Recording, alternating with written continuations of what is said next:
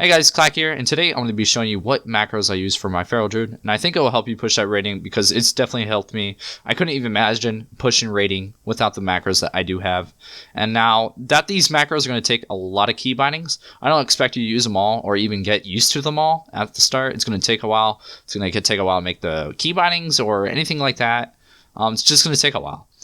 First of all, I wouldn't even be able to use half of these macros that I use without a Razor Naga. I'm not trying to sponsor Razor Naga. I know it might seem like it, but without this mouse, I would probably just be a huge noob because I really rely off of my mouse to do a lot of key bindings. It definitely helps me push that rating. So I suggest you get a mouse with a lot of buttons. It doesn't have to be a crazy mount, but it makes it a little bit easier than using the keyboard because the keyboard can be easily filled up very fast, and it's all preference too. I like using my mouse for a couple of abilities. It's very nice. All right, let's go ahead and get into the macros. For the first macros I'm going to go over, these are the must-haves. I wouldn't even be able to play the game without these macros.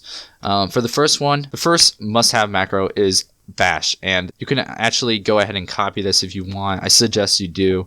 I know there's a bunch of different ways you can type this out, but this is just how I like to type it out. It's very clean, simple. Basically what it says is I'm going to cast at the focus target Mighty Bash, and that's pretty much all it does, and it's amazing. I wouldn't be able to play the game without this. This is my main CC right here. It's my main game controller. I love it. I wouldn't be able to play without this. And the same goes for main macro. This macro is pretty much exactly the same as bash, except for it uses up combo points. And I absolutely love this macro as well, especially if I have bash down and we need to get that kill right then and there, and we don't have CC up for the healer. I'll go ahead and main the healer if I'm close by. If you need something to get closer, the next macros is what I'm going to show you, is how to get closer to him. One macro you can use is Skull Bash. You can Skull Bash, yeah, you're going to waste your kick, but you're going to get to the target, and that way you can maim him or bash him. And another way I do suggest that you can get to the target is my Feral Charge macro. And this macro is pretty much your mobility. This is the best thing. Again, you can use Skull Bash, but I don't recommend it. That's more for like you have to get CC right now to get the kill situations, and this is one that's only a 15-second cooldown if I'm not mistaken. Yeah, it's a 15-second cooldown. So when you are trying to get CC, you might want to leap to that healer because they're going to see you coming from like a mile away. So a lot of times you're going to have to wild charge that healer to get that bash or maim again, and it's very nice. But when you do use this, your mobility is not going to be the best. Like for say, if you're going to try to kill a mage, you're not going to have anything get to him besides your Skull Bash. And again, if you're going to use Skull Bash for mobility, you're wasting your kick.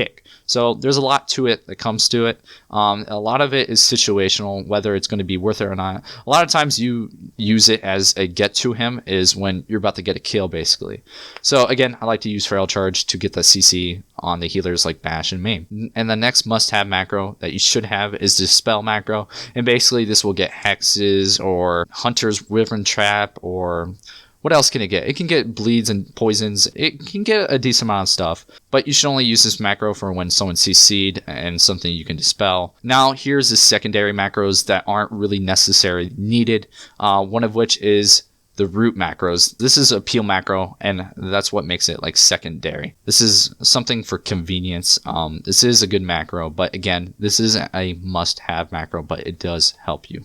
And for the last macro, there is the Thorn macro. Thorns is very good for defensive and offensively. I went over in the past videos. This is a really good macro, but again, it's not necessary to have it. It's something that's secondary. It definitely does help, though, that you don't have to click your teammates to put it on. It saves you time. It saves you a bunch of time, honestly. But this is a very nice macro to have. You're going to have Party 1 and Party 2 macros right here. And again, this is something that is not necessarily needed, but it definitely helps you improve your gameplay.